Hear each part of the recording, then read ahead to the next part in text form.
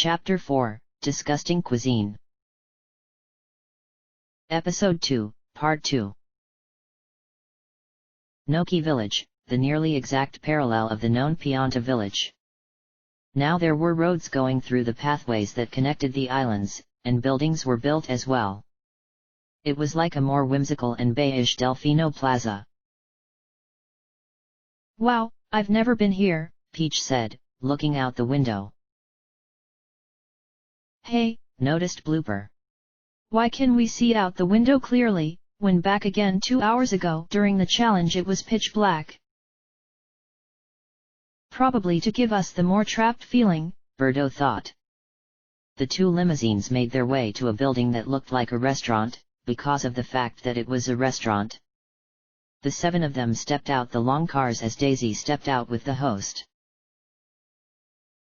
Well, it's 10:30, the host said. And you guys have had no breakfast, nor lunch. And do you know what that means? The others looked at him with no answer. Brunch! he exclaimed. The others didn't know whether they should cheer lightly or clap, so they did both. This restaurant is one of the most famous of Noki villages, he told them. Unique food. Great inside. Follow me. The rest followed him as he stepped inside.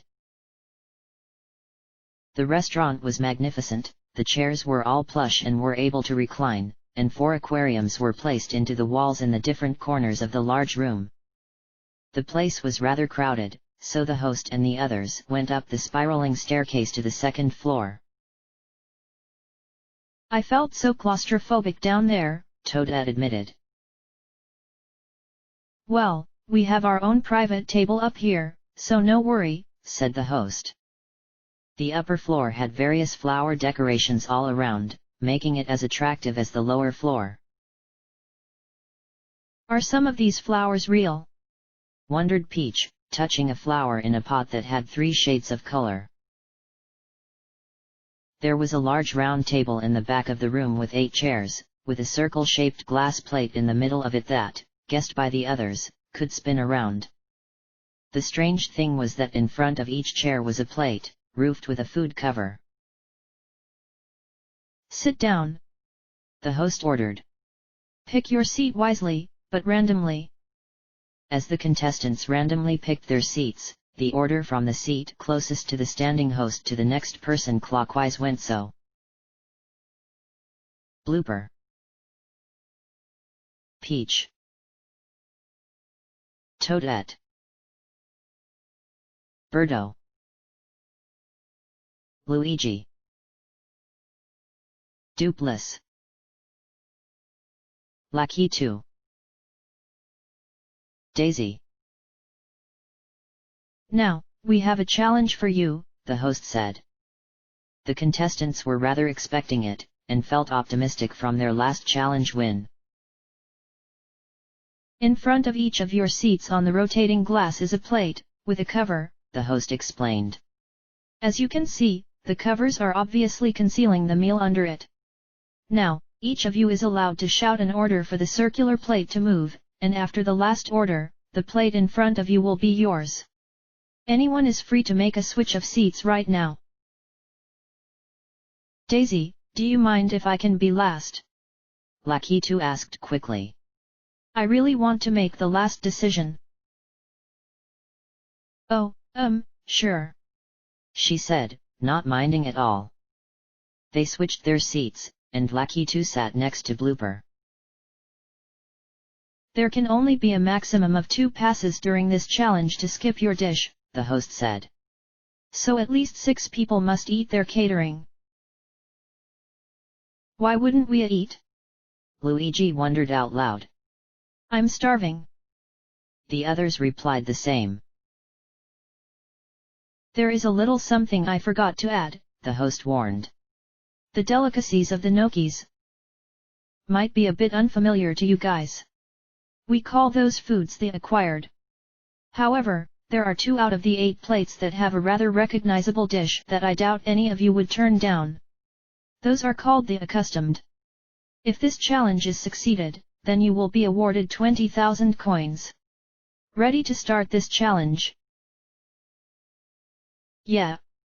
20,000 coins would be a great addition. Blooper, the host said, looking at him. First move please. He looked rather baffled, and then made his mind. 2 to the right, he said. The host turned the circular table 2 dishes to the left, and everyone was displayed with a different one. All were curious of what lay under the lids. The host looked at Peach. 4 right, she said. The table was spun 4 plates clockwise. 1, right, Toadette decided. The table was turned clockwise an additional plate. I will say 5 left, Luigi said. The table was spun counterclockwise. 3 left, I guess, Birdo ordered. 3 left it was spun. Another left 3, Dupless said. The table was spun even more. 2 to the right, Daisy decided, as the table was moved 2 plates clockwise. 3 rights, Lakitu ordered. The table was turned one last time, and everyone looked in front of them to see their covered plate. Remember, only 2 passes are allowed, the host said. And good news to those who turn out not to have the stomach. He lifted something up from the ground and put it right in the middle of the circular glass. It was a metal bucket, as everyone shivered. If you use it, a pass is counted, he told them. Okay Blooper, open your cover. Everyone turned to Blooper, and he lifted the metal cover with anticipation. What the heck is that? He said with a look of disgust. The others looked at the contents on Blooper's plate with equal horror. It represented a spiraling sausage. You have an acquired, that is called a black pudding, the host explained. 6 inches long, it's made out of cow's blood that is congealed enough to take the shape of a sausage. Daisy looked away in revulsion, as the others looked at it with the same horror. I didn't know this game would be this nasty, Luigi exclaimed. I didn't know this show would suddenly turn into Fear Factor, Peach argued. Everyone laughed nervously. And how much is this challenge worth? Blooper asked. 20,000 coins. Oh, and one more thing. There is a time limit of 5 minutes for each plate. Well, let me try, Blooper said reluctantly. He lifted the sausage, and some others were even offended at the sight of Blooper touching it. With only little hesitation, he took a bite from the hanging end. A few of them cringed and squealed as he took his first bite. You actually bit it, said a disgusted Daisy. How does it taste? Asked Lakitu. Dry, replied Blooper, and then made a face of disgust. Dry and liquid in the inside. Daisy tried to hold in any vomiting as reddish liquid started to drip out of the sausage. Gross, Birdo said with disgust. Blooper took bite after bite, eating the exotic food as the plate was nearly filled a centimeter high of the cooked blood. Surprised it still has the blood dripping out, Macaliboo commented. They looked at him with sick surprise, then back at Blooper. He was trying his best to keep out any thoughts of sickness as he ate inch by inch. The sausage black pudding was very nasty. I tried to make it look like nothing to the others to show how simple the challenge seemed, hoping that my dish would be the nastiest out of the 8. It wasn't that simple, but at the same time, not that hard for me. An inch left, Dupless told him. Blooper fitted the last inch of the food into his mouth and chewed it, as the others looked away for the 3rd time. He wiped his mouth with his napkin and opened his mouth to reveal nothing left. Done! McBallyhoo announced, as the rest of the players clapped and cheered for Blooper. Blooper looked rather fine. Would you like something to drink? Asked the host. Blooper nodded heavily, as a crew member brought him a glass full of water. Next is Peach, the host said. Peach slowly went over to lift her cover, and her eyes became wide with confusion. Extremely thin and white strips of a food were clumped together, being an inch wide and around 8 inches long. An acquired, this is called enoki, the host said. And as mysterious as the mole and a favorite of the Noki community, we will not reveal what it is. It looks like squid, said Blooper. Peach picked it up and saw that the long strips felt rubbery. I don't want to eat this, Peach said. Come on Peach, said Blooper. At least it's not like blood sausage. Is it an animal? The princess asked. The host only replied with a shrug, as Peach let the food go onto the plate. Guys, I really can't, Peach said. The others felt mixed. Please Peach, just eat it, Blooper told her. For 20,000 coins. Doesn't look that bad, Lakitu admitted. No, Peach said, and pushed her chair away from the table. Ugh, it looks so nasty. Take a bite from it, Birdo told her. Don't quit yet. But Peach just shook her head. I didn't even know what the stuff was, and I never put stuff that I don't know into my mouth. I refused. It's okay Peach, Daisy said. I would have done the same. It didn't look that bad, Birdo couldn't help saying. Peach frowned at Birdo. Well, I guess it's a no then, the host concluded, as the rest looked more determined to win for the team. He turned to Toadette. Toadette, said the host. Lift your cover. Toadette did so reluctantly, and her food was revealed. She looked and held her nose at its unusual stench as the others stared. Another acquired, the host explained, smiling at the third consecutive one in a row. It's the fruit durian.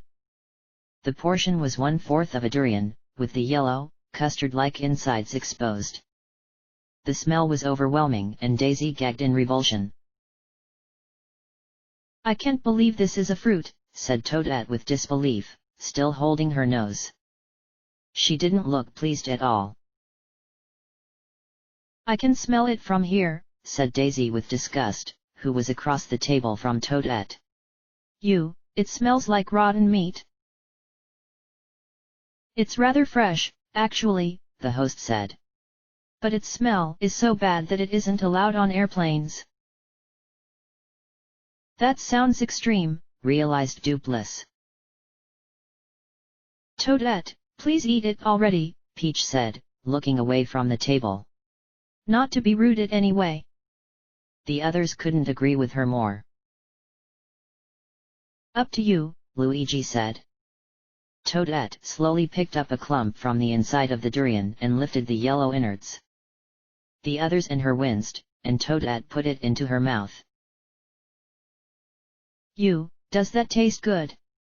Luigi asked with half-closed eyes. Toadette swallowed with difficulty.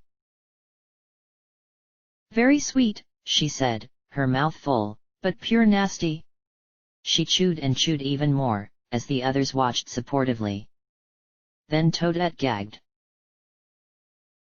Ah, puke bucket! Luigi exclaimed. No, I'm fine, Toadette reassured. She took another clump from the durian and put it into her mouth. Peach looked sick, and so did Daisy as she watched Toadette swallow the clumps one by one. The taste was sour and unusually sweet at the same time. I felt like throwing up, but I held my nose the entire time. The fact that it looked like decayed animal stomach almost made me quit, but I kept reminding myself that it was just a fruit. MPHP, was the sound Toadette made as she opened her mouth.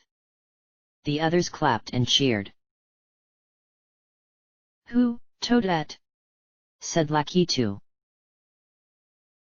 Thanks to Toadette with her consumption, that's 3, with 1 pass, said Macaliboo. He looked at Birdo. There is a 1/3 chance that the next food is unaccustomed, the host pointed out to her. Birdo opened the cover of her plate, hoping for a food similar to Toadette's. She loved fruit, but when she saw her plate she gasped. Just looking at it made them all sick. The bowl was filled with something that looked like thick noodle, accompanied with a thick brown liquid and a spoon. Birdo backed up against her chair as much as she could. Unfortunately, you have gotten an acquired. This is Shiokara, the host said. A brown liquid paste in a bowl that is combined with fermented squid guts. Birdo covered her mouth in shock, and the others replied in disgust and terror at the bowl. That's just nasty, Luigi said, looking at it. I feel even more sick. Oh my gosh, Birdo said. I feel sick just staring at it. Come on, Birdo, Blooper said. You can eat it. Birdo looked down at the bowl and lifted the spoonful of the liquid and a piece of the squid guts, as the others said more positive words. She closed her eyes and put it into her mouth. The taste was indescribable. When the stuff actually went into my mouth, it tasted so horrible and raw. 1 spoonful was horrible, and 10 more to go would have been impossible for me. Birdo closed her eyes and swallowed the squid viscera. She resisted any thoughts of throwing up and went to go for another spoonful. Then after swallowing the second, she went for a third. Birdo, that's it, said Toadette. Calm your mind. She dropped her spoon and went to grab for the bucket. Bucket? Luigi exclaimed. The host hurriedly went to push the pail towards Birdo as she grabbed it and faced away. The others looked in disgust and pity at the first bucket victim. You okay? Toadette asked her. Birdo wiped her mouth and smiled. I don't think anyone would want to use the bucket from now on, she told them. The rest of them laughed as the host brought out a new metal bucket. Well, the metal bucket has finally been used, the host said. Unfortunately, that is 2 passes. That is all I can give, so the rest of you must be able to finish your plates in order for this challenge to be won. As the group was filled with worry, Luigi looked hopeless, and so did Daisy. Luigi, the host said. Lift your cover. Luigi hesitantly went to lift the cover, and closed his eyes right away as he pulled it up. I don't want to know. I don't want to know. He shouted, and then opened his eyes to look down at the dish. As the rest burst into laughter, Luigi saw that positioned on the plate in front of him was a pastry, drizzled with strawberry syrup and stabbed with a silver fork. Lucky Luigi, you have unveiled the first accustomed, the host announced. A mini peach tart. Mamma mia!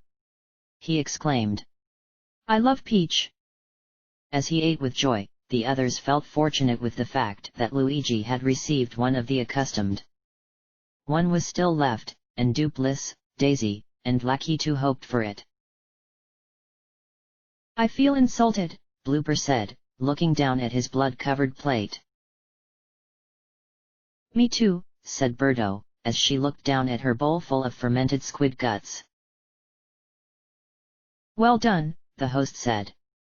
Luigi has courageously eaten his peachy delight, and there is only 3 more to go. Luigi licked the leftover strawberry syrup off from his plate. Now, I must warn you, the host added. There are 3 people left, and 2 acquired dishes to go. All 3 must complete their food to win the 20,000 coins, or the group will win nothing.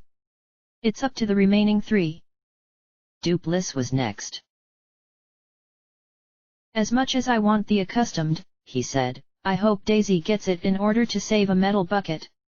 As Daisy looked happy and at the same time lightly inflicted by Dupliss' joke, Dupliss lifted the cover and groaned.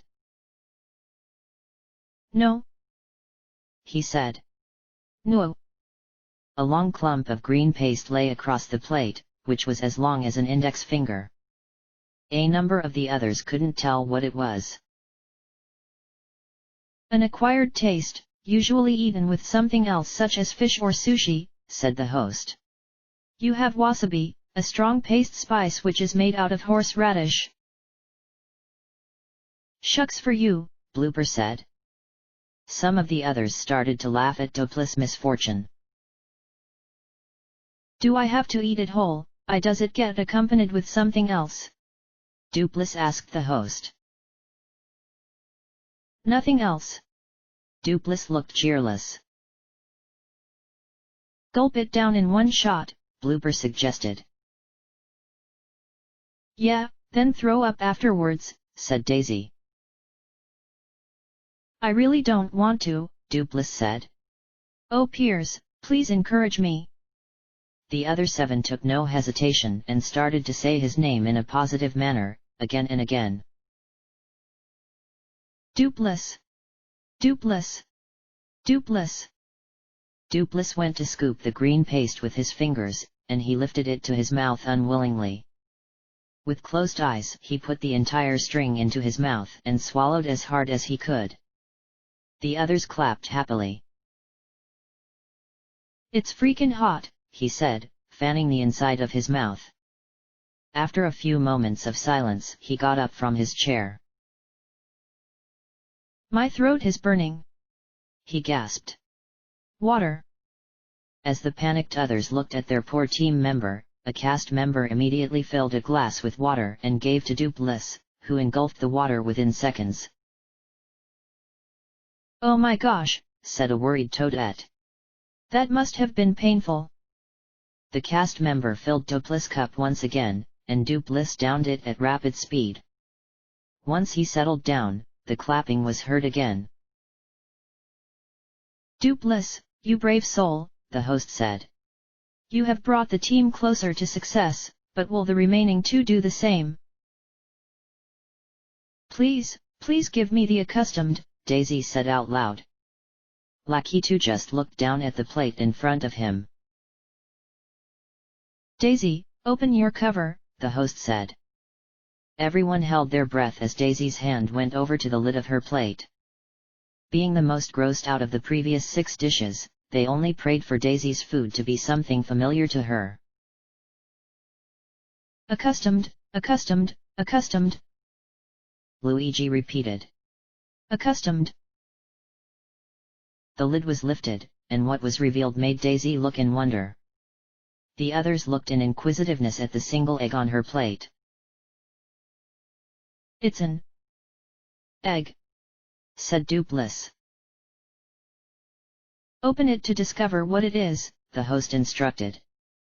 Daisy picked up the egg reluctantly. There's probably something disgusting inside, she said. I'm really scared. The others hoped that nothing vile was within it. If so, their chances would be over. Could be, said Lakitu, or it could be me who has the acquired. I think that looks like a custard egg, Birdo said. Let's hope so.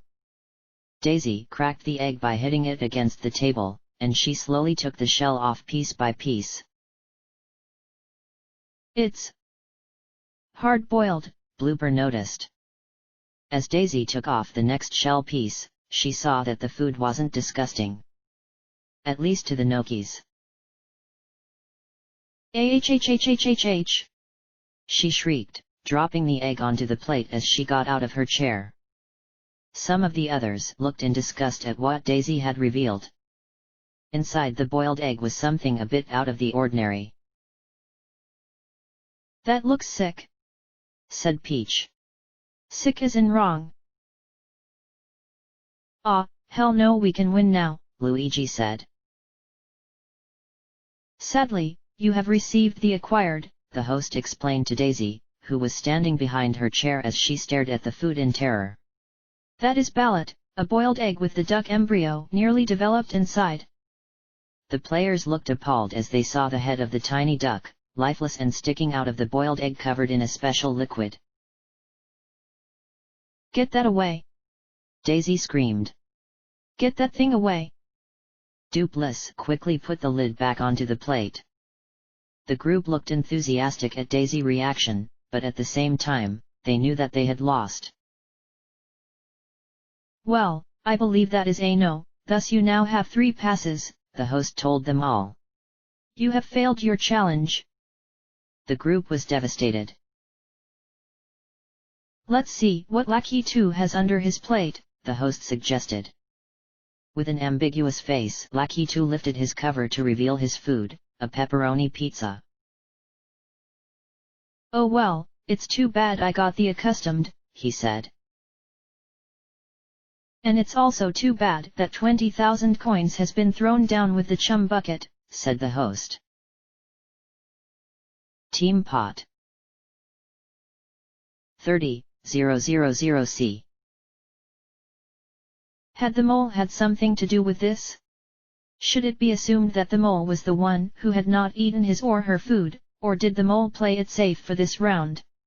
Do not forget the details of this stomach-churning challenge as you fill out your execution quiz. "All ready?" asked a surprised Toadette. No, the host said to her. "I was referring to later on. Of course, you don't have to worry about it since you will be the highest scorer. Right." The thought of another execution brought them all into the feeling of dread. Although they were all happy that they had survived the first one, unlike poor Rock Hawk, they all wanted to pass through just one more. "Well, ready for your real lunch?" the host said. Cheers of relief filled the room as the rotating glass table was replaced with smaller plates of oyster, seaweed soup, and calamari. Much better than boiled duck fetus.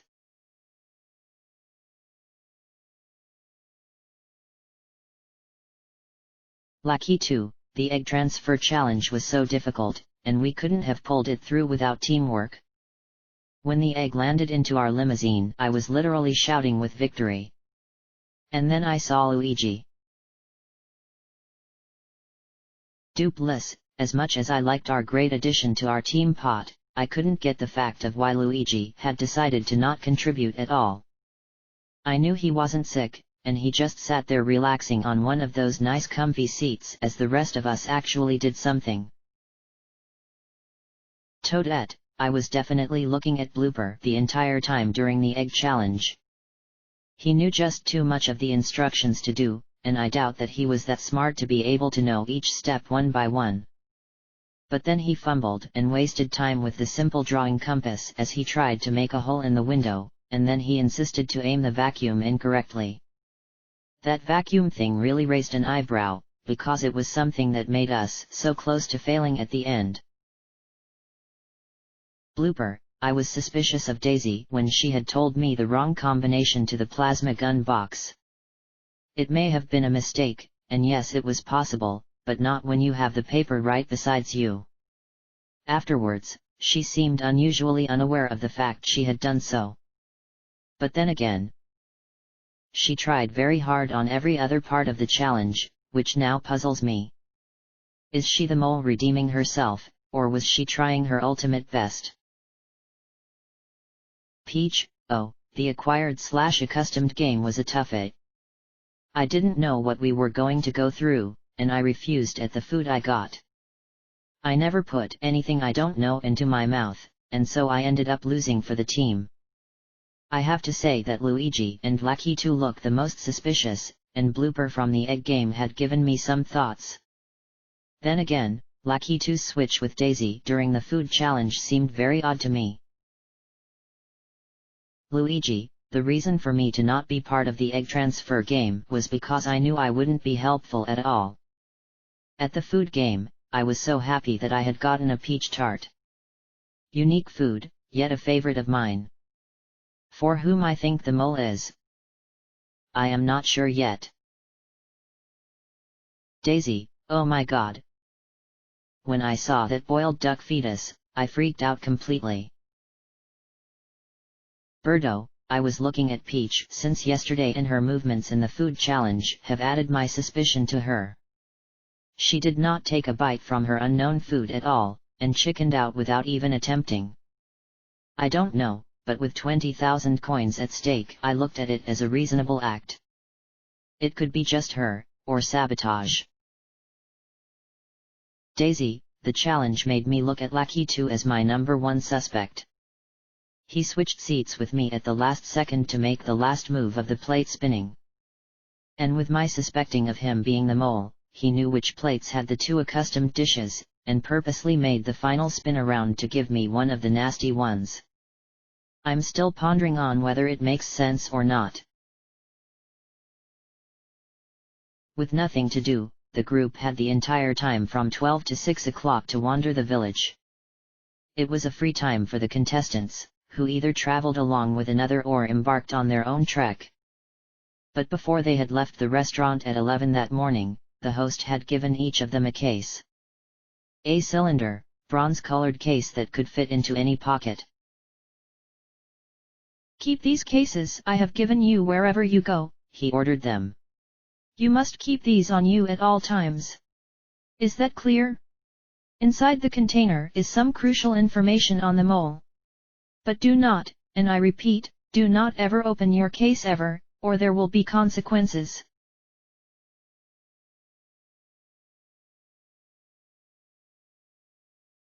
Just what do the bronze containers contain? Who will be the mole's second victim? Those to come in the last part of episode 2. Look out for the hidden clues pointing to the identity of the mole. End of chapter. Chapter 5, Enemies Galore. Episode 2, Part 3. 6 hours of free touring and it was time for the players to return to their hotel in Noki village for dinner. Well, today's items are, the host said, reading off from the menu, blood sausage, enoki, fermented squid guts, boiled egg with the duck still inside, and durian. He looked up to see the stunned faces of the players. Just kidding with you guys, he said, as the group was relieved immediately. Enjoy your rather regular food. Plates came down onto the table later on as the contestants ate, and as they ate, Birdo had been considering something in her head from their previous game. Birdo, it seems a bit coincidental that one of the foods during the acquired/accustomed game was a peach tart. In other words, it might have been one of those hidden clues that the host told us to look out for. Or maybe I'm just overanalyzing things a little too much. Blooper, I knew how unusual I appeared during the egg transfer game. I just need to bring the others to realize the fact that I am not the mole. Daisy, I had nightmares about the ballot, I woke up thinking about it. Lucky 2, it was pure chance that Daisy had to get the wrong food. She thinks it's me for making the last table turn, and she can think whatever she wants on who sabotaged the game. Luigi, gee, I'm clueless. I need to actually pick someone as being the mole now. I've eliminated me, Dupliss, and Rockhawk. Haha, it just occurred to me that Dupliss is an actor. I think I might be getting somewhere. Dupliss, the touring of Noki village was rather awkward and fun at the same time. I just don't know why we had no challenge during the 6 hours. In fact, there wasn't a challenge but a clue that someone passing by a pharmacy on one of the streets would spot on the floor. The only person who was able to spot it was Toadette, who made little use of it. Toadette, I don't know what made me stop there and look on the floor. A piece of paper had nails going through it to keep it in place in the pavement, and I thought to myself that it was a bizarre thing to see while walking. There were numbers. I think the first digit was a 5. The first digit was not 5, and she had completely forgotten what the numbers were. Toadette, I just wish I paid more attention to those numbers before I walked off. Could it have been an important clue?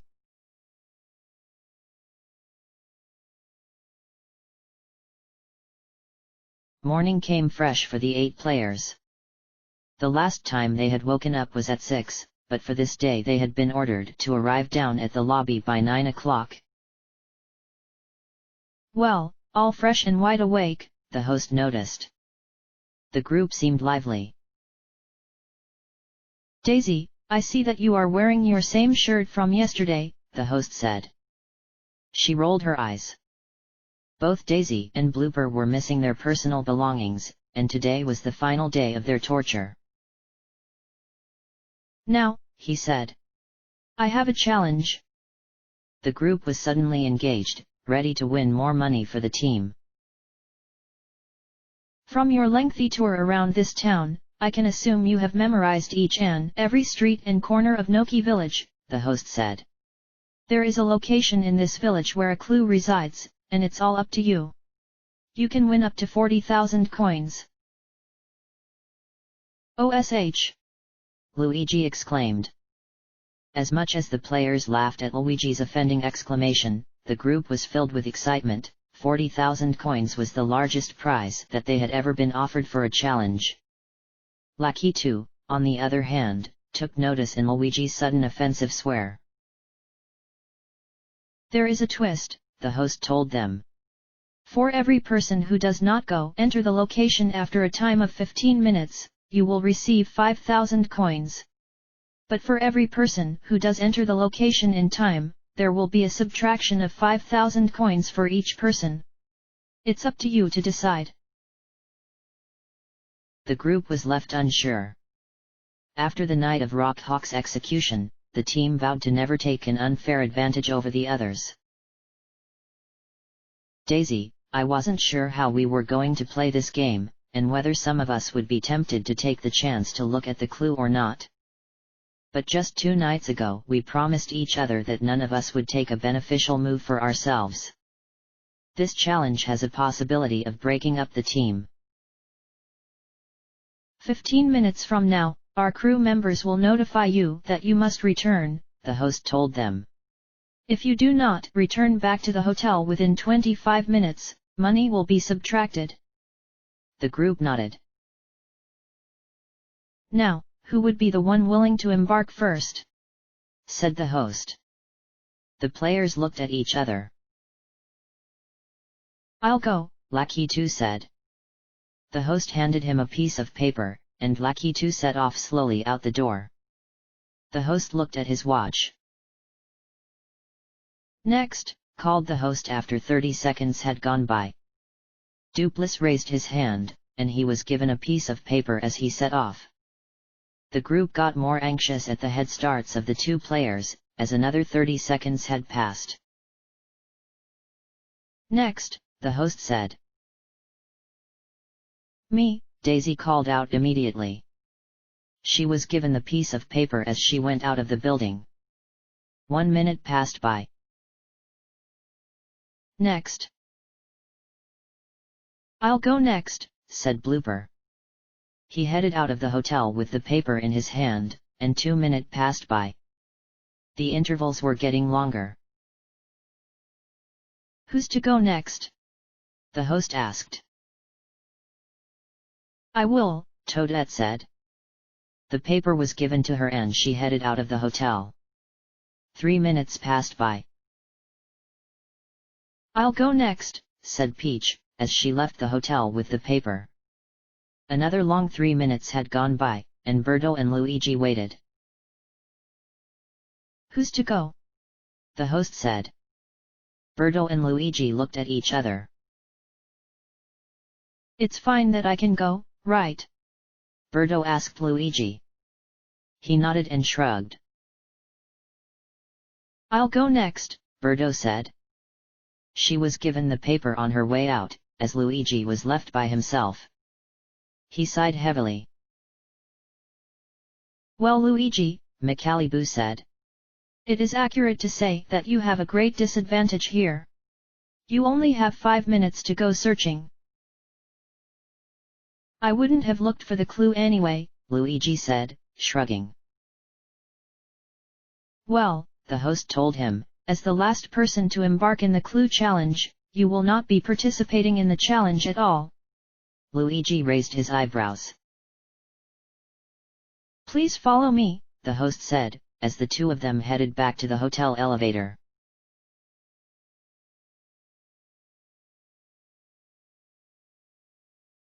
Birdo had immediately sat down on the stairs in front of the hotel. She would refuse to look at the extra clue and risk of the team's money. A loyal act or a cover-up. Lucky 2, the first one to leave the hotel, read the paper right away. When you walk into this, it hurts. When a hamburger walks into this, they serve no food. When a horse walks into this, why the long face? Confused but being the one with the most advantage, he walks further into the town. Duplice understood the riddle seconds after reading it. He knew exactly where the riddle was pointing it. Daisy is confused at the start, and walks in a direction opposite of where the bar is. It was safe to say that she was separated and lost. Blooper had misinterpreted the clue for a restaurant he had seen the previous day, called the Iron Maiden. How he came up with it is unknown. Toadette tried to think of anything that the riddle could be relating to. Trying to remember the town's navigation, she headed slowly onwards. Peach is lost and bewildered at the riddle on the paper, but she had a feeling that the building was far away. But the 6 who were searching for the unknown location had to ask themselves one question: would they be willing to trade team money for info on the mole's identity? The local bar, Duplice asked a small Noki. She replied by pointing down towards the street, and Duplice ran in the direction. In the inside of him, he couldn't decide on his decision on whether or not he should risk the act, but he had an urge to break away from the union of the team. Do you know what this means? Peach said, showing Inoki the piece of paper with the riddle. The Noki shook his head in confusion. Peach sighed and headed down towards another street. It had been 6 minutes already since Lucky 2, the first to embark, had started his search. Toadette was walking towards the corner of the pharmacy, and to her surprise she saw that the clue she had seen yesterday was still nailed to the floor. She examined the numbers once again carefully. 6653447. Toadette! Lucky 2 said, who had just turned around the corner and spotted her. He looked at Toadette, who was looking at the numbers, puzzled. I think it's a clue, Toadette told him. But wow, they have to seem so difficult. Lucky 2 looked along with her, and then decided that it was useless. Follow me, he said. I think I know where the clue for this game is located. Repeating the numbers again and again in her head, she stood up and looked at Lucky 2. I'm not sure I should look at the clue for this challenge, Toadette told him. The team will hate me if I do look at the clue, 'cause remember that promise we all said the other day? That's what we all agreed on. Just follow me, he reassured. Let's at least make it to the location. Lucky 2 and Toadette went off down the street. Daisy was misplaced on the wrong side of the town, and in defeat with nobody around to help her, she proceeded to retrace her steps back to the hotel.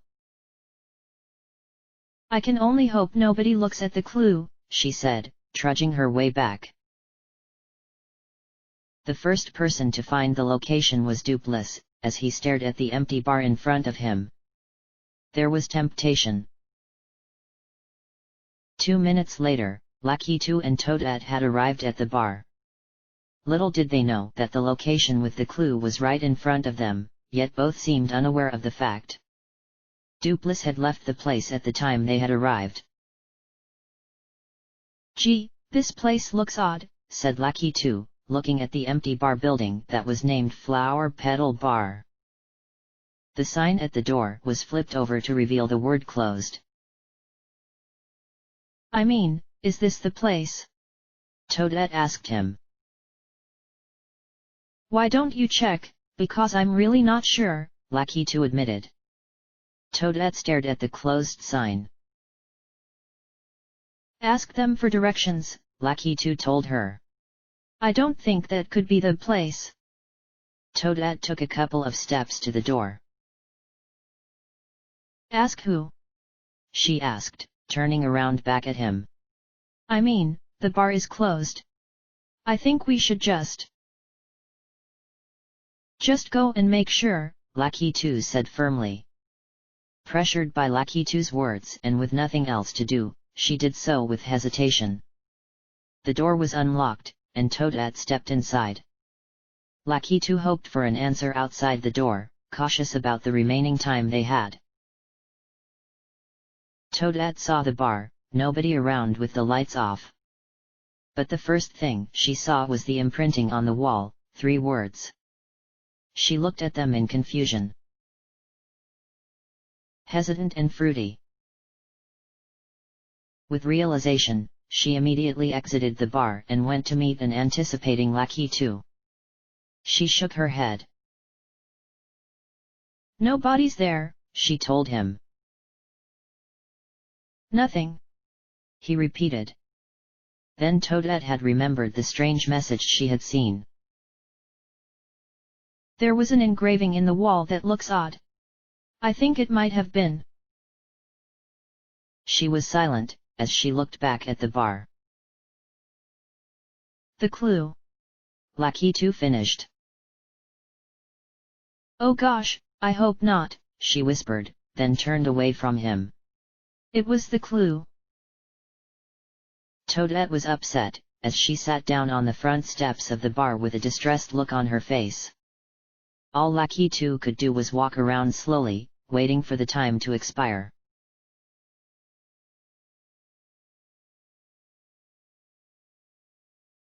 "And Daisy has made it, finally," the host said, as an exhausted Daisy finally entered the hotel doors. The 6 others clapped at their rescued team member. "Peach," the host said, "and Daisy. Both of you had not returned under 10 minutes since the time the crew members had notified you to return. Explanations?" "I kinda lost my way," Peach said. "The town was difficult to walk through, and I was aware of the rule that I had to return quickly." She sighed. "I was completely thrown off the chart," Daisy told them. "Well," the host said. "Both of you had made a blunder, a blooper in your actions, and that is 5,000 coins for each of you, subtracted from the team pot." The group was caught off guard. Team pot 20,000C. "And now, let's see what the others had done," the host said. In the end, it was discovered that the Flower Petal Bar was the location with the clue to the mole's identity. He faced Birdo. "Birdo has been loyal to the team," explained the host.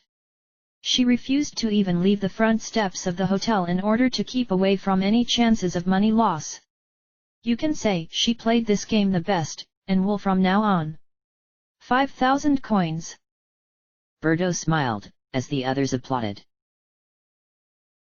"Peach did not get any success," said the host. "Nor did Daisy.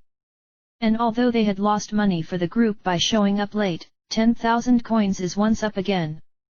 That is 15,000 for this challenge so far. The host turned to Blooper. Blooper had come close to finding the location, the host said. But that made no difference. He did not enter the bar. Everyone clapped for Blooper. Dupliss had reached the location for the clue, the host said. Everyone turned to Dupliss, and waited for the host to finish his sentence. He entered the bar and read it, said the host. The 6 other players looked shocked, as Dupliss looked down at the floor. Would you like to explain? The host said to him. I guess I wanted to know more, he told them, still not lifting his face from the floor. Some of the other faces looked astonished at what Dupliss had done. I'm sorry, he said, looking up. I'm really sorry. Lackey 2, the host continued, had reached the location, but did not enter. Birdo, Peach, and Daisy clapped for him. Toadette, however, did, said the host. Toadette turned away, upset and distraught and at the verge of tears. Explanation. The host asked her. There was no reply. Lackey 2. The host said. Any words to say, since you had been with Toadette? Not that I know of, Lackey 2 told him. The host looked at Lackey 2 hard. Very well, the host concluded. As you may have noticed, Luigi is missing. Then again, he did not enter the clue location. Thus the result is an added 5,000 coins. Daisy, Blooper, and Birdo were the only ones listening to Macaliboo. 6 people had not entered the clue location in time, and you win 30,000 coins, the host wrapped up. 2 had seen the clue, and that is a subtracted 10,000 coins. You have added 20,000 coins into your team pot. The players were happy, although they were disappointed and aware that half of the prize total had disappeared due to the decisions of 2 of their team members. Team pot 40,000C.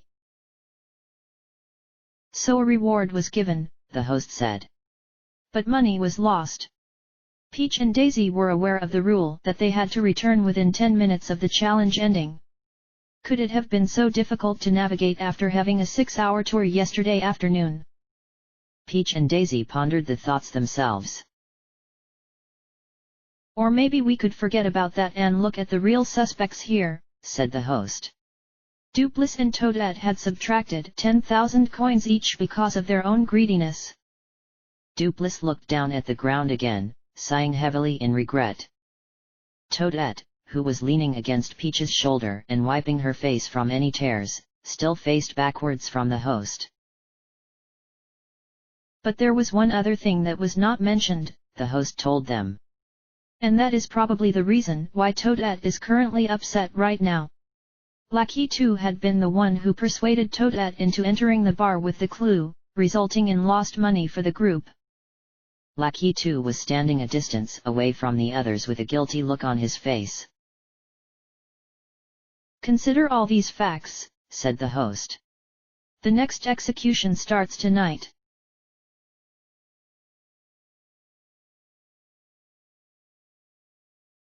The team seems kind of separated. What role did the mole play in the subtracted money? Or was the mole playing safe once again during this challenge? Oh, and the execution is in the next episode part, hoops. Sorry for lying. Watch carefully for the hidden clues pointing to the identity of the mole. End of chapter. Chapter 6, The Second Execution. Episode 2, Part 4. Night had arrived sooner than they had thought it would. They knew that the next execution was coming soon, and until then, the players did not expect any more surprises to come their way. The first thing was Luigi at dinner. The one who was the most delighted was Daisy, and the others were too when they saw their 8th player join them for supper. Luigi has been notified about the results of the challenge he had missed, the host explained. As being the last one to set off seemed quite unfair for him, I pulled him out of the brief game and told him some important things he ought to know for tomorrow instead. The others sipped their drinks quietly, as Luigi looked content. Now the news, the host said. For a day or two, you will be sharing a hotel room with another person. Surprised faces, along with more sipping. In that case, said the host, you are free to share your thoughts about who the mole is with your new roommate. You will be happy. The players were uncertain about the host's last statement. Can we choose who we want to be with? Daisy wondered. It's too late now, said the host quickly. Now, listen immediately, Dupless and Birdo, room 785, Toadette and Peach, room 786, Luigi and Blooper, room 787, Daisy and Lucky 2, room 788. Birdo's face seemed content, and so did Dupless. Peach and Toadette were dancing quietly within themselves at their luck. Although Luigi seemed to not mind, Blooper tried to hide any feelings from showing on his face. Daisy sat on her chair with her mouth wide open, mostly from the sudden news, as Lucky 2 shrugged. I can all guarantee that your new roommates will become your best friends, the host said, smiling. They finished eating their gnocchi pasta.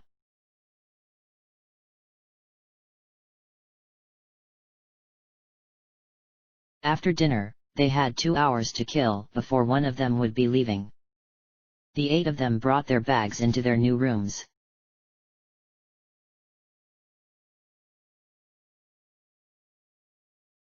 Room 785. Dupless settled into the room, as Birdo sat on her bed. They looked at each other. The reason I don't mind being with you, Birdo explained, is because I don't think you're the mole.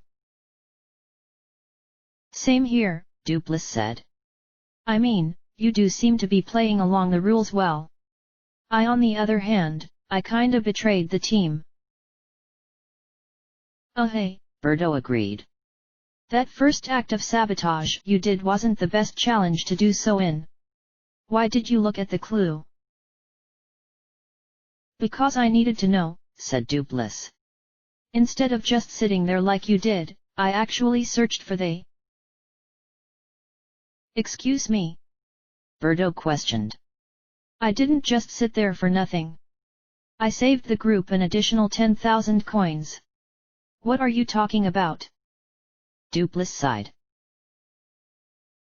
The clue said, the mole is female, Dupless said. Birdo seemed surprised that Dupless had told her. You're lying, she said quickly. Dang, I don't know what made Birdo think that I wasn't telling the truth.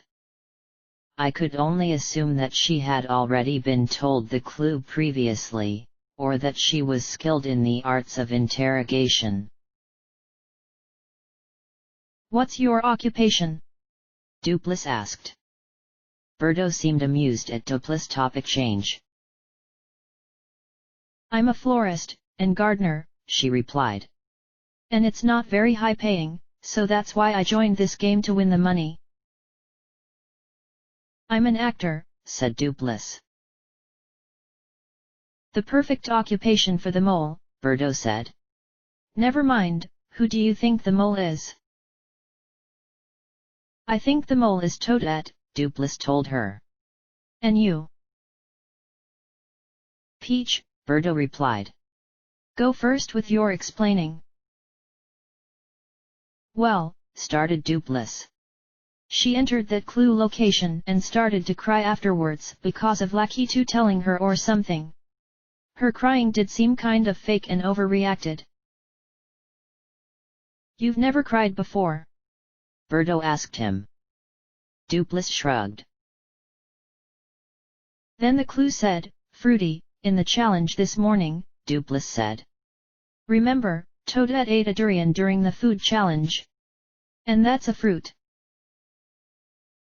Okay, said Birdo, skeptic about the last part of his talking. Well, Peach is my first gut instinct. Something about her makes it seem like she's acting like a fake person this entire time. She didn't even touch the enoki or attempt to take a bite. Yeah, that was odd, said Dupliss. And she arrived late in the clue challenge, costing the team money from the pot. You know what? Birdo thought. If your saying of Toadette being the mole is true, then Peach should be executed by now. Vice versa. Peach will be executed tonight, Dupliss hoped. I'm guessing the opposite, Birdo said.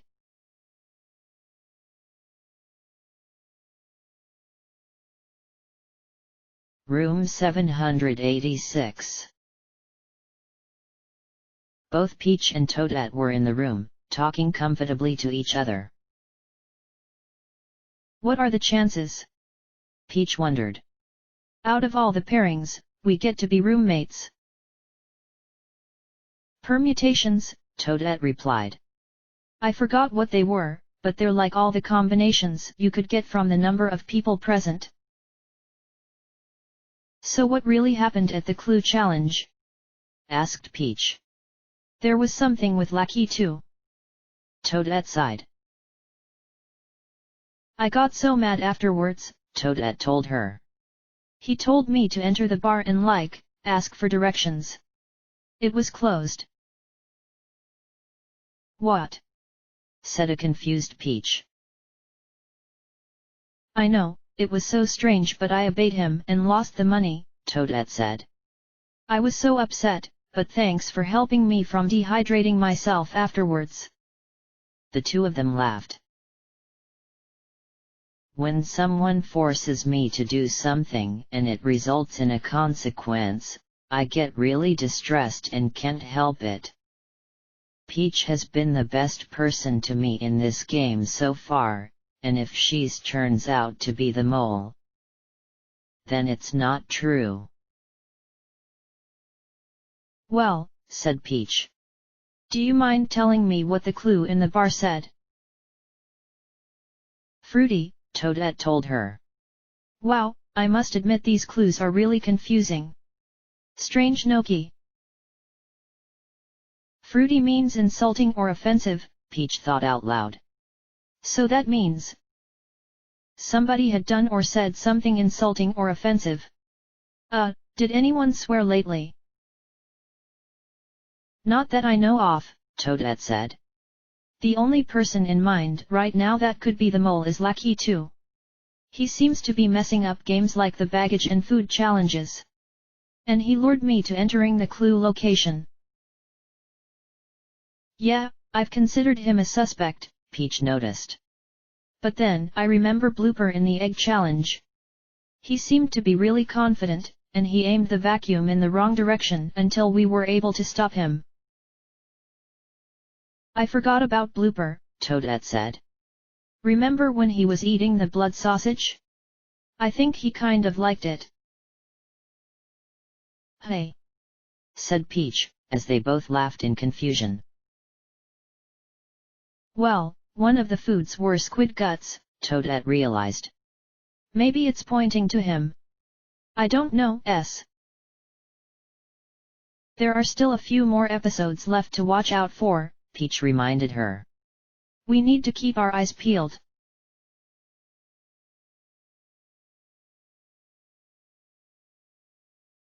Room 787. Although Luigi seemed to be okay in their hotel room, Blooper sat uncomfortably on the large bed. Why did the host pull you to the side, instead of participating in the challenge? Blooper decided to ask him. Oh, he said I was at a disadvantage, Luigi explained. It wasn't optional or anything. What did he talk to you about after that? Blooper asked him. That, I cannot tell, said Luigi, it's against the rules. But it does have something to do for tomorrow. A moment of silence. I think you're the mole, Blooper broke out. Wah! What? Luigi exclaimed. You can't be serious. Okay, maybe it's because I don't like you, said Blooper, but all I can remember is the things you've done so far. Like? Luigi asked him. Like when you broke the rules in the Cliff Springs challenge, Blooper said. Not only did I lose my watch, but we lost 15,000 coins. Luigi sighed. My roommate is suspecting me as being the mole. I had almost no idea where he was getting his ideas from. I mean, I did screw up a bit in the challenges.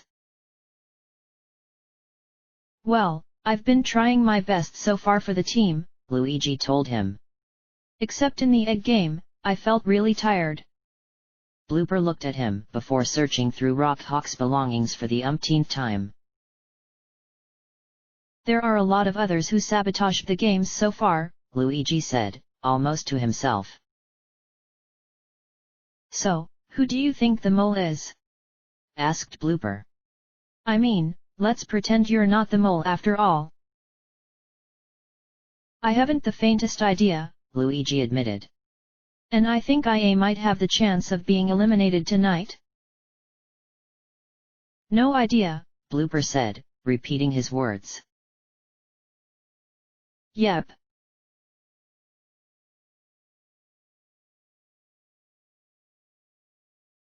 Room 788. Daisy was facing a similar situation like Blooper.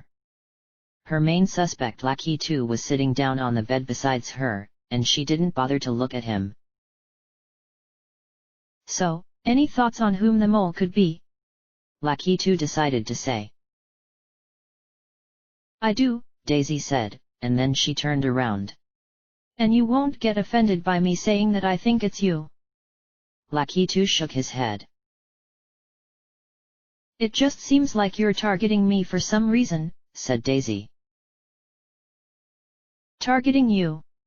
Lucky 2 said in a surprised tone of voice. I'm not targeting you, at the least.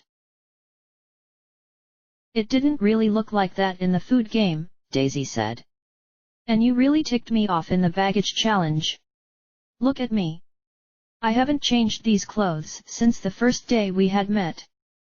Lucky 2 obviously noticed.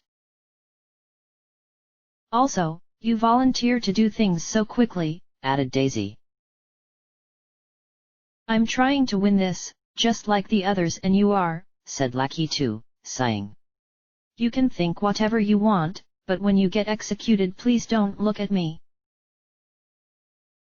I will be looking at you until another person does something highly unusual, Daisy said. Dupless had entered the clue location on his own will. As much as I would call him selfish, I can't help but feel that perhaps the clue wasn't the reason for his team money sabotage. I doubt it's Dupless, Lucky 2 added. So, who do you think the mole is? She questioned him. Birdo, he said. Although it might seem strange for anyone to suspect Birdo, her description of her clothes in the baggage challenge was incorrect. That really raised suspicion. But she's been the most, loyal so far, Daisy pointed out. True, Lucky 2 said. But she did mess up in the food challenge also. I'm also guessing that her act of just sitting down in front of the hotel steps was designed to take away any thoughts of distrust. Then my second suspect is Peach. You think Peach might be the mole? Daisy said doubtfully. Something about her had struck me, Lucky 2 explained. But she's not my number one suspect. I didn't tell Lucky 2 about my suspecting of Peach as well. She had always been in my mind, all the way in the back as being the imposter. Then again, it was the first time I started to see the innocent side of Lucky 2 as he explained all his uncertainties about the players. I would have to just wait for the upcoming execution.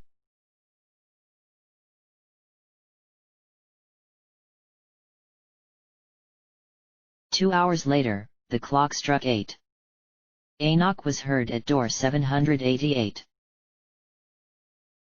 It's finally time for the quiz, the host said, as Lucky 2 and Daisy opened the door. One of you must follow me as the first taker. Lucky 2 went and followed Micaliboo down to a room, where a laptop was on a table. Displayed on the laptop was the 10-question multiple-choice test the 8 of them would be taking. 1. What gender is the mole? Male. Female. Throughout this quiz, I would be basing my answers on 3 people. Birdo was definitely one of my choices. Lucky 2 returned, and the next to take the quiz was Daisy. 2. What is the mole's occupation? Actor. Air traffic controller. Gardener/florist. Hair salon owner. Emergency nurse. Plumber. Sea scavenger. Tennis trainer. Lucky 2 never left my mind as I answered the questions of the quiz. He has been my suspect from the first execution, and the second. Blooper came out of room 787, and was taken to the test room. 3. Which vehicle was the mole located in the egg transfer game? Limousine 1. Limousine 2. Volkswagen. I went with the Luigi on many choices, and took the test as accurately as I could. Many answers were left ambiguous to me. Next, Luigi was brought in to take the quiz. 4. In the accustomed/acquired challenge, in what order did the mole spin the plate? First. Second. Third. Fourth. Fifth. Sixth. Seventh. Last. 5. What type of food did the mole receive during the game? Acquired. Accustomed. I went with gut instincts on the answers I chose. I still wasn't picking a person out, however, and hoped for the best. Out of room 786 came Peach, who went to the quiz room. 6. Did the mole succeed in eating their chosen food? Yes. No. The more I thought over the choices, the more I wavered on different people. Blooper was one who I stayed on certainly. Toadette was brought out after Peach returned, and she took the test. 7. At the beginning of the clue challenge, did the mole embark sooner than 4 minutes from the first player who had left or after? Sooner, including first embarked. After.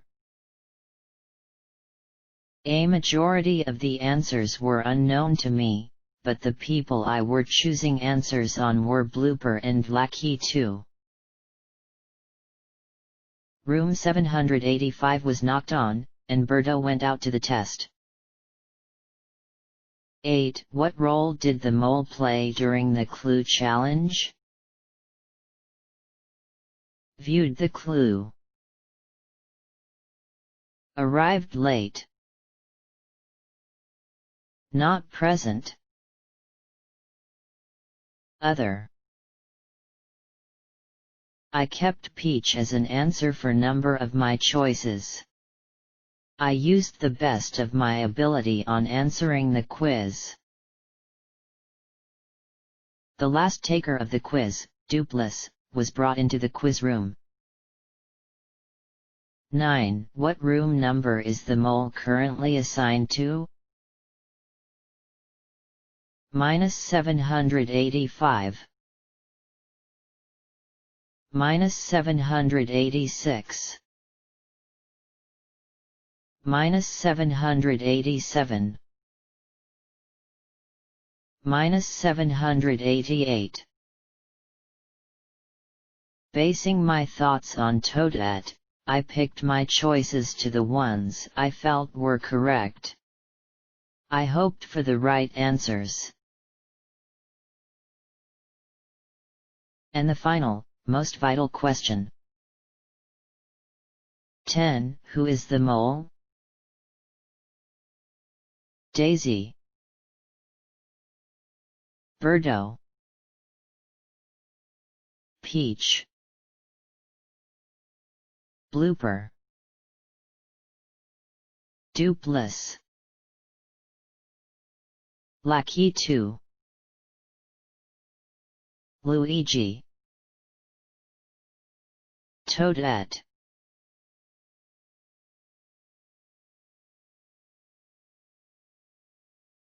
The bags with the green thumbprint icons were brought down to the lobby, as each player placed down their packed belongings on the wooden floor and sat down on one of the two couches. The host was sitting down on a chair oddly shaped like a shell, and a television screen was beside him. Players, he said. It's time for execution number 2. Anyone nervous? There were nods among the 8. Well, only one of you has to be, the host clarified, because someone will go down as the mole's second victim tonight. Now, this television besides me will show a green thumbprint if you are staying, but if I type in your name and a red thumbprint shows, you will be taken away from the game immediately. Ready to start? There were only apprehensive stares from the players. We will start with Peach, said the host. Peach held Toadette's hand nervously, as her name was typed into the screen. Peach.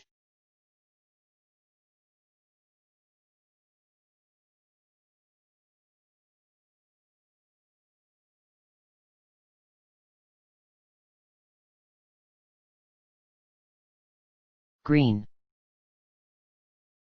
She looked astonished, and Toadette looked happy.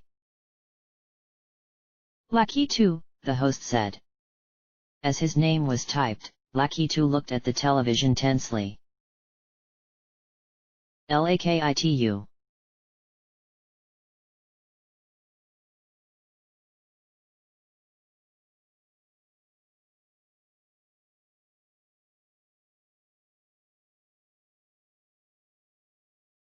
Green. The others saw Lucky 2's face. Luigi, the host called. He sat still, tapping his fingers against his hands rapidly. Luigi.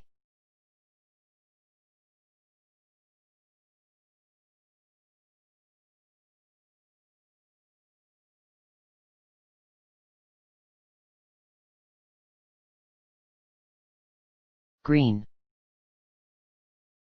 His mouth was open in surprise. Daisy smiled. Dupless, called the host. Dupless looked down at the wooden floor, nervous as the host typed in his name. DOOPLISS.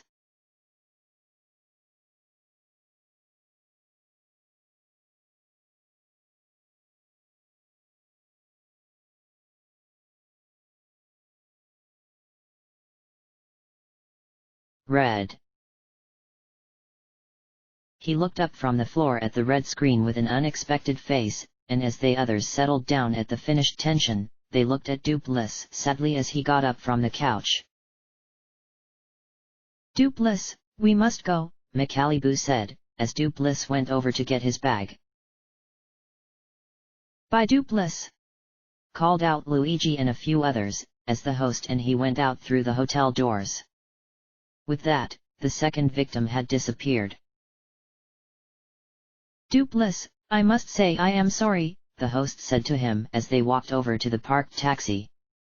The taxi was yellow, had the number 2 on it, and had a picture of 2 snakes being wrapped around a pole. Dupliss kept looking at the ground, grinning. I was assuming I was off, explained Dupliss. I shouldn't. Dupliss lifted his bag from the ground slowly. Well, the bag is yours to keep, the host said in his most optimistic tone. Oh, and remember that bronze container I gave you? Do you have it? Dupliss pulled out the container from his back pocket. Did you open it? The host asked. Be honest, and then give it to me. I never did, he said truthfully, as he gave the container to him.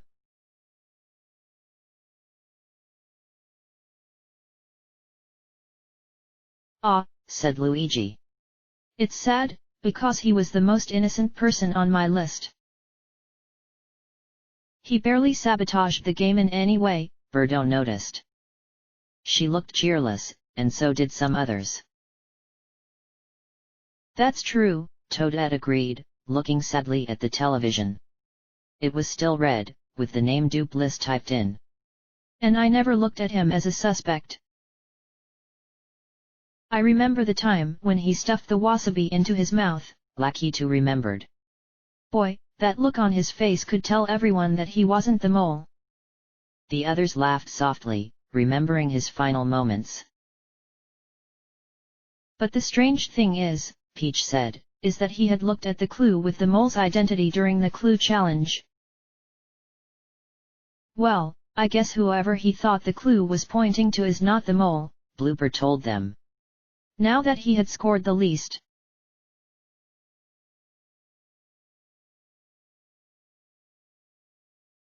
What will you remember most, with the short time you've been with us?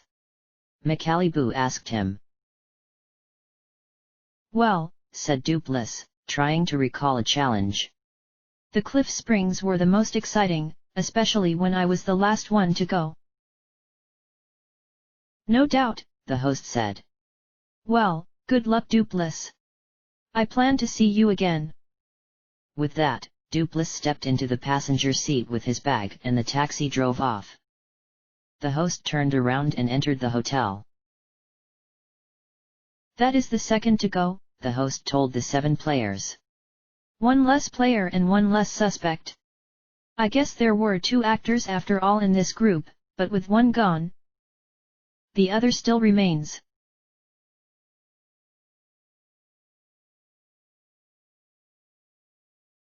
Dupliss, the weakest scorer, has been eliminated. What does episode 3 have stored for the rest? Are there any more clues to appear, or have some already told the identity of the mole? Let us wait. End of chapter. Chapter 7, To Emancipate the Hostage. Episode 3. Obvious answers were the wrong choices that the second victim had made. Dupliss, a person nobody suspected as being the imposter of the group despite being a successful actor, had been the second to be sent home. The remaining 7 are constantly suspecting each other from here to there and from dusk to dawn, picking out someone who seems most likely to be the saboteur. However, there's one of them who's constantly choosing themselves 24/7 of the time. That person chooses him or herself because that person knows exactly who they are. The mole.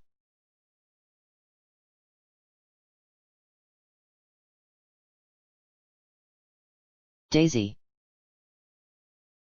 Surname, Floral. Birthday, May 12th. Occupation, hair salon owner. Toadette. Surname, Retoad. Birthday, June 26th. Occupation, emergency nurse. Blooper. Surname, Inky. Birthday, November 4th. Occupation, sea scavenger. Lucky 2. Surname, Clouda. Birthday, February 25th. Occupation, air traffic controller. Birdo. Surname, Bowtie. Birthday, June 2nd. Occupation, gardener/florist. Luigi. Surname, Mario. Birthday, January 18th. Occupation, plumber. Peach. Surname, Toadstool. Birthday, February 3rd. Occupation, tennis trainer.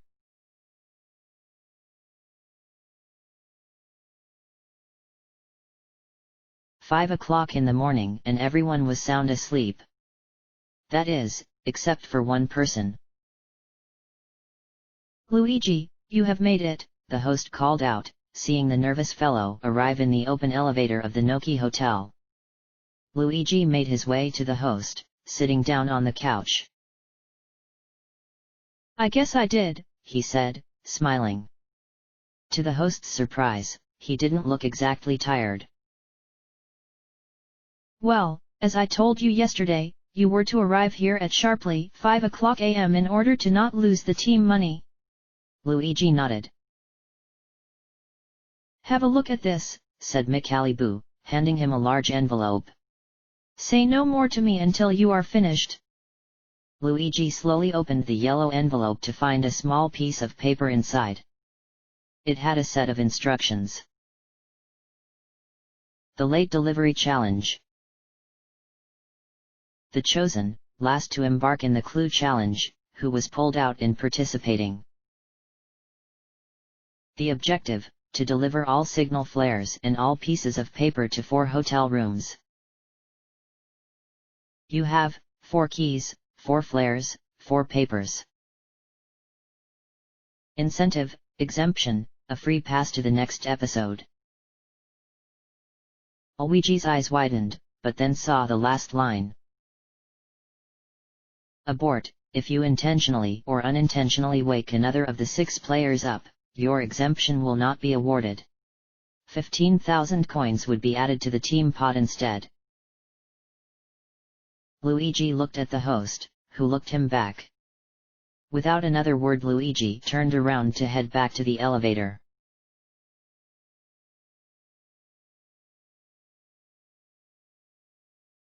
"Oh, boy," Luigi said quietly, as he looked at the instructions again, then at the doors. He desperately wanted to take the exemption and have a 100% guarantee to the next round. But on the other hand, this challenge could turn the heavy suspecting off from him. 15,000 coins, or free pass," he said in consideration. "Team or self?" "Team or self." I'm sorry." He got a key from the envelope and slowly opened door 785. The light from the hallway flooded the room. Luigi stopped moving for a moment, considering what he was doing. Did he really feel a need to trade in money for an exemption? I'm sorry, Luigi repeated, as he went over and reached into the envelope for a flare. He couldn't help but feel sorry for Berto, all alone sleeping one of the beds with an empty bed besides her. Putting the flare and one of the pieces of papers on a counter he stumbled into, he turned around to head out. And tripped. He put his hand over his mouth, shocked and in alarm as he went to stand up again from the carpet. He headed out the room and locked the door. Holy moly, he whispered to High-Melf, feeling extra cautious from his fall. He took out the next key and slowly opened room 786. Peach and Toadette were in the same double-sized bed, sleeping soundly. Quietly, he simply took a few steps into the dark room and dropped a flare and a piece of paper onto the floor, in fear of tripping again. The room was silent as he exited. Room 788 had another double-sized bed. Daisy was sleeping soundly, but Lucky 2 on the other hand was snoring deafeningly. Feeling great pity for his sweetheart companion, he left the flare and the piece of paper on the floor and exited. One key, one flare and paper, and one last chance. Luigi opened the door to his own room and saw Blooper, on the other bed from him. He could have just simply woken him up to abort the challenge and given 15,000 coins to the team. But he shook his head and put the flare and the paper on his own bed before heading out of the last room. Wait, he said, before heading into the elevator. Why fire flares?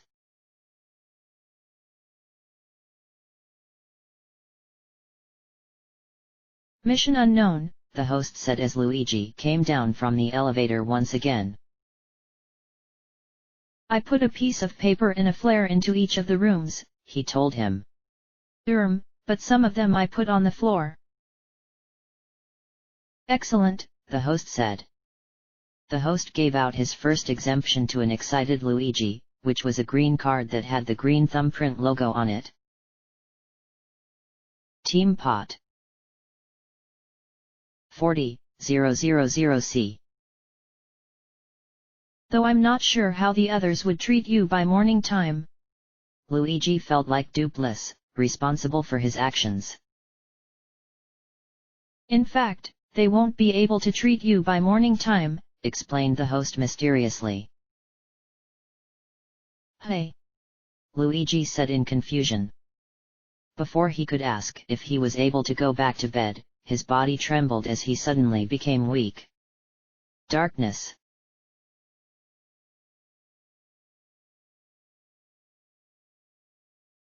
The 6 players in the Noki Hotel went down to breakfast at 9 o'clock. All had taken notice of the piece of paper and the signaling flare in their rooms, but not one of them had decided to take it down with them. We seem kind of short, the host noticed at the table. Luigi is missing, Blooper immediately said. He left behind a fire stick and a piece of paper on his bed. The others replied the same, having seen the 2 items in their rooms too. Well, he said. The signaling flares have no use to you guys. But the paper is a clue. Look at it wisely later on. On the piece of paper, a strange poem was written. Below it, a single grey line. Even though you look, imagine times of evening chills that revolve memories to the going off. The spleen within has no another, silent to acquire. Yonder to, yonder far. Blooper, you are wearing your cap, noticed the host. And Daisy, you aren't wearing your yellow shirt again. Congratulations with your returned luggage. The others clapped. Do you want to know what happened to Luigi? The player nodded, unsure. He's been kidnapped and is being held hostage by people in masks. All the others stared, as Macaliboo laughed. Not seriously, you party poopers, he told them. I have a challenge for you, and it's worth 20,000 coins. The players nodded and listened. I need you to split into 3 teams of 2, he ordered. One will be Tranquil Travel, the second will be Ocean Drift, and the third will be Wild Roam. 20 seconds. I will be a wild roamer, Lucky 2 said. I can take the wild side. An ocean drifter, obviously, Blooper told them. Toadette, do you want to be an ocean or a tranquil? Asked Peach. The least scary, Toadette said without hesitation. I'll be a tranquil traveler. Me too, Birdo said quickly. I can't do anything else. Well, I'll be an ocean person, Peach said. And wild I will be, Daisy concluded. Time is up, the host said. I see you've chosen your paths to travel.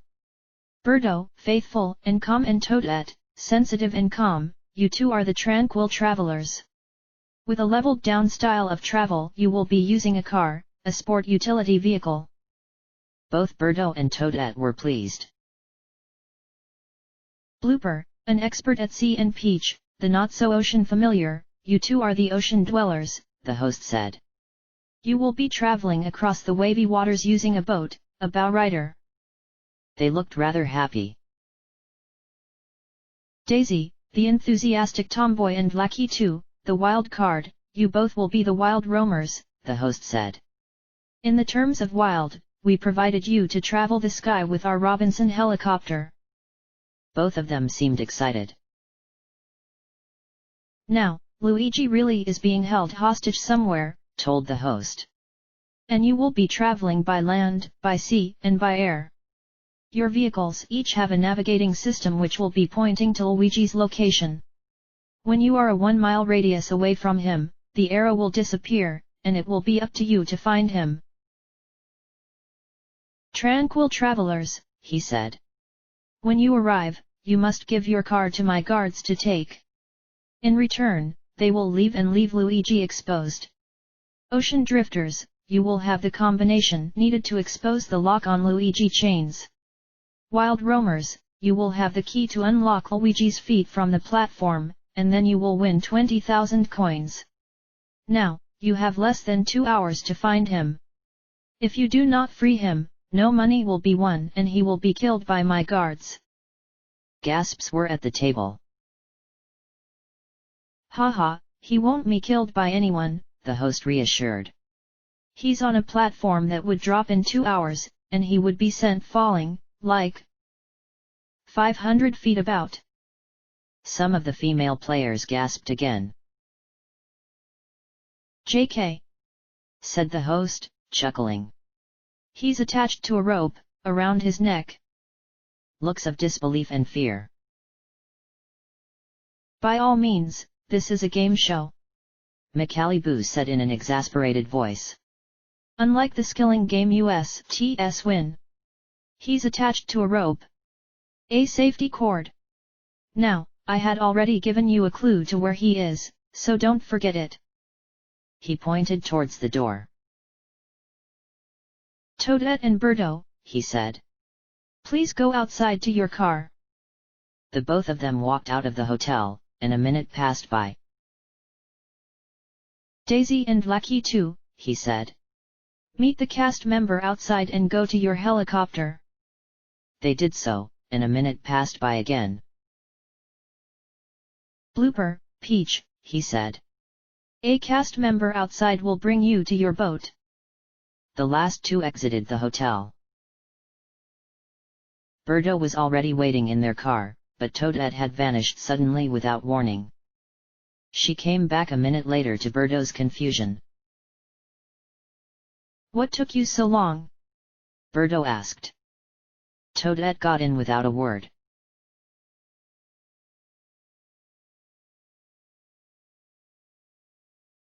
Within 5 minutes, all players were in their chosen vehicles.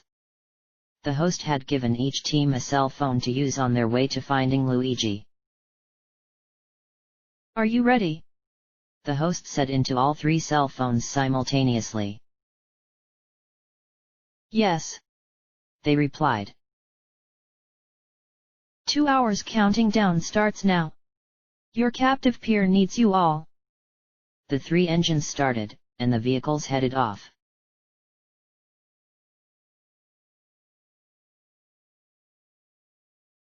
The tranquil travelers headed off in their car, going through Noki village for their last time. Birdo was at the wheel. This is pretty neat, Toadette said, turning on the GPS system on their car. Unfortunately, all it showed was an arrow, pointing a direction.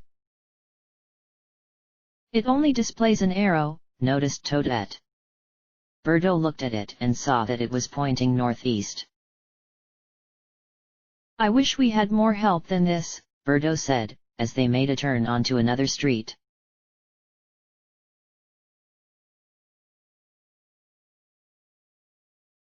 Blooper started the boat, and Peach was caught by surprise as the water flew into the air. Slow down, slow down! Peach shouted over the thunderous splashing, as Blooper immediately turned off the engine. He pulled the string and the engine started once again, in a slower rhythm. Any clue on where Luigi would be? Peach said, clueless. Their boat sped off from the dock. Not that I know of, Blooper replied. But in fact, the host had told them earlier that each vehicle had a navigating system within them.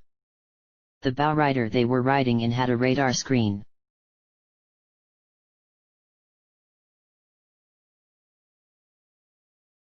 The helicopter lifted from the ground, as Daisy let out a yell of excitement.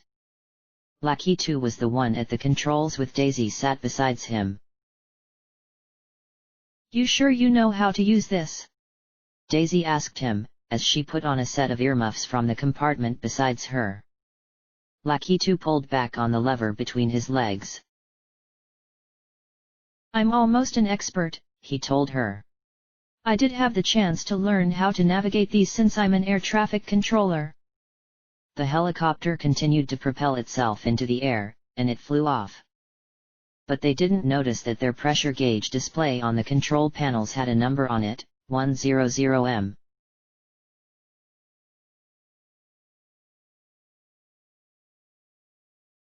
Then the vehicles traveled even more.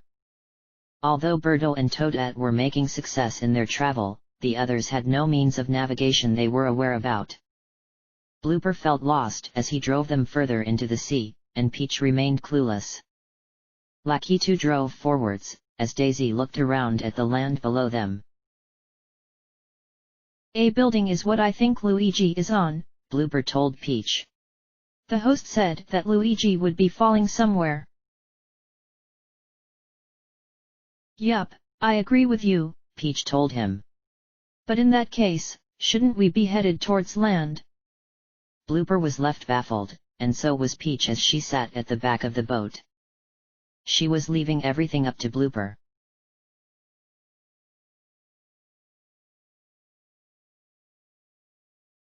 Remove that air freshener, Birdo told Toadette. It smells awful. Ha, I was just about to, Toadette said. As she went to pull down the little tree freshener down, she stopped suddenly. Something wrong?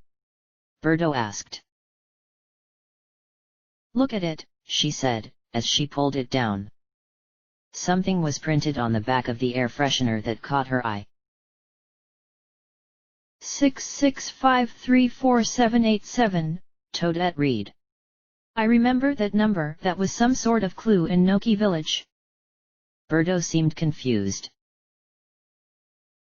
When did you see this? She asked.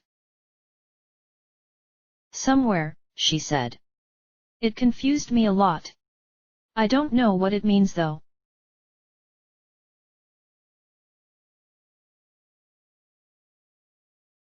Almost 30 minutes had passed by. Lakitu and Daisy would have been lost forever in their helicopter if it weren't for Lakitu's spotting. Hey, would you look at that? He said to Daisy, pointing at the circle-shaped display. It had 80M displayed on it. What is that? She asked. 80 minutes. 80 miles, Lakitu corrected. See. The display changed to 79. It's telling us how far we are from Luigi, Lakitu explained. We are 79 miles from where he is. Oh, that's wonderful, she said. Now we're actually navigating somewhere. She suddenly tried to get up from her chair, as Lakitu looked on confusion. What are you doing? He asked her. She lifted up from her seat as much as she could in her seatbelt and tried to feel under her. Something had been bothering her in the chair, and as she felt into a hole in her seat, she found it. Look, she exclaimed. A key. For Luigi's lock.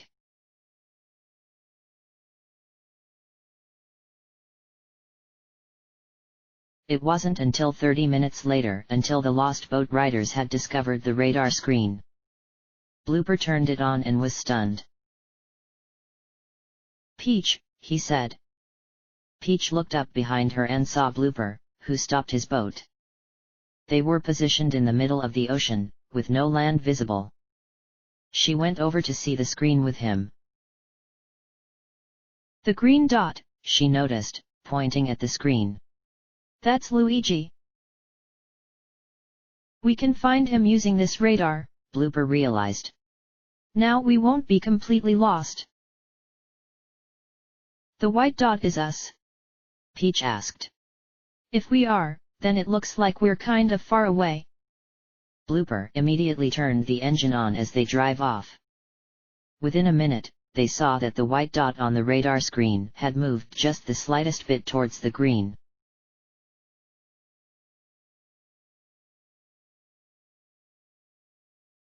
The cell phone!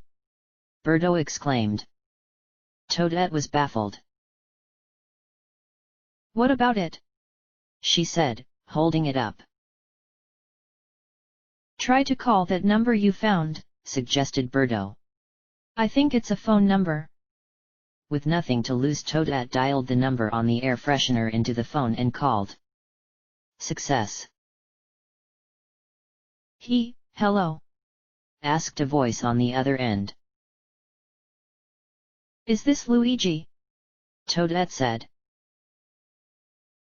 Yeah, and is this Toadette? It is. She replied. Hey Birdo, you guessed right. We have Luigi on the line. That's sweet, she said. Ask him where he is. Luigi, where are you? Toadette said into the phone. I'm terrified, he said in a loud voice.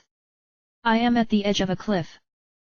Only holding a cell phone in his hand, he was standing on a platform that stretched out from the edge of a sea cliff. His feet were chained to the platform as he looked down hundreds of feet below to the washing waves. He gulped and turned around to see the two guards sent by Macalibou, standing right behind him. It's a challenge, don't worry, Toadette said. You're held hostage and we have to rescue you in different ways. Hey, it doesn't look like that to me, Luigi told her. Now, I have a hint for you. Are you in the car, boat, or plane? The last vehicle is a helicopter, not a plane, Toadette corrected him. But we're in the car. Toadette heard another person talking, most likely to Luigi. Said Luigi. When you turn onto Seashore Street, you will be very near. Seashore Street is our last place, Toadette told Birdo. Okay Luigi, anything else? No, he said. Goodbye, and please rescue me. The phone hung up.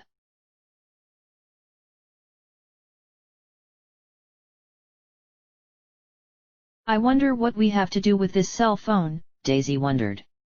Will the host call us?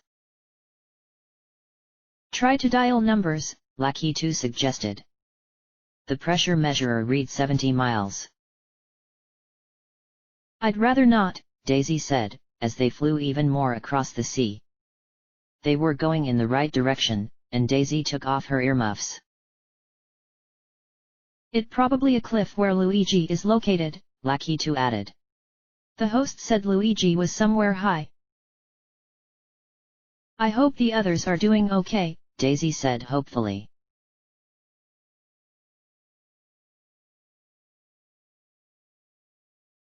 As the car was doing excellent, the boat on the other hand was facing a crisis.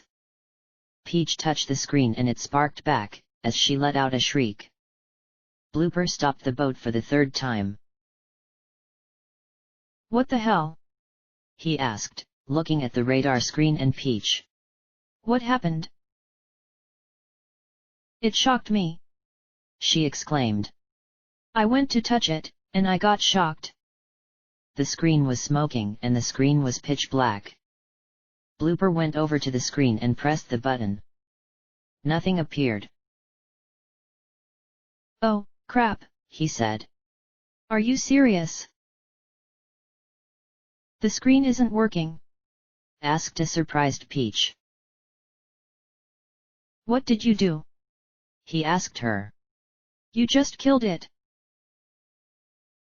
I didn't anything, she replied. The radar screen was dead.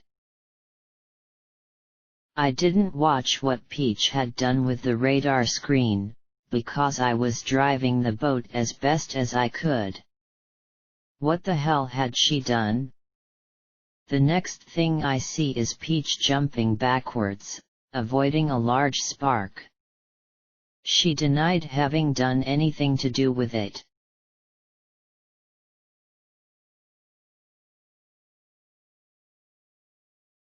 An hour had already passed, and the rescuers had an hour left to go before Luigi would meet his demise. The helicopter had flown more than halfway the distance to where the hostage was being held, as Lucky 2 and Daisy flew through the skies. Blooper started the boat as they sped across the ocean, as both Blooper and Peach were clueless once again. But one vehicle was just a mere 15 miles away. Seashore Street, Toadette pointed out. Birdo had driven right past it. Turn around, Toadette exclaimed. You just missed the street. Birdo stopped her car. Really, did I? She said in a strange tone. She tried her best to turn around again, yet the street was too narrow to do so. A sign caught their eyes. This is a one-way street we're on, Toadette realized.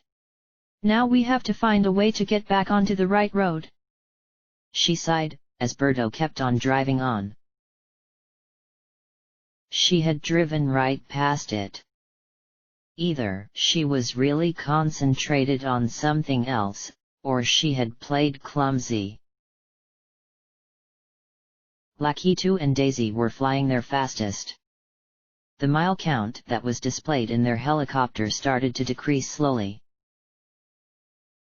I felt so much more different around Lucky 2.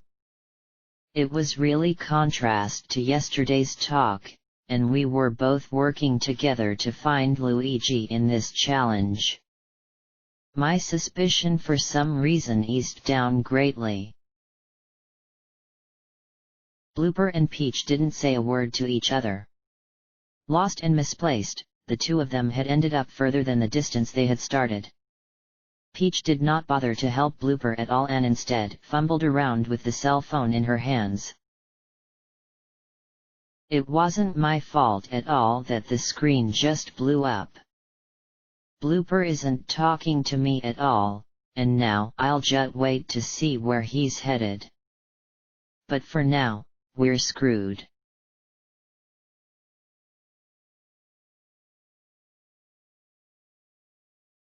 We'll see how successful the team will be in the next episode part.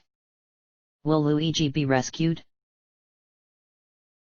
End. And if you want to see that message clue that Luigi had delivered to each of the rooms, just ask me for it. you will be able to see it, and possibly find out the identity of the mole. End of chapter.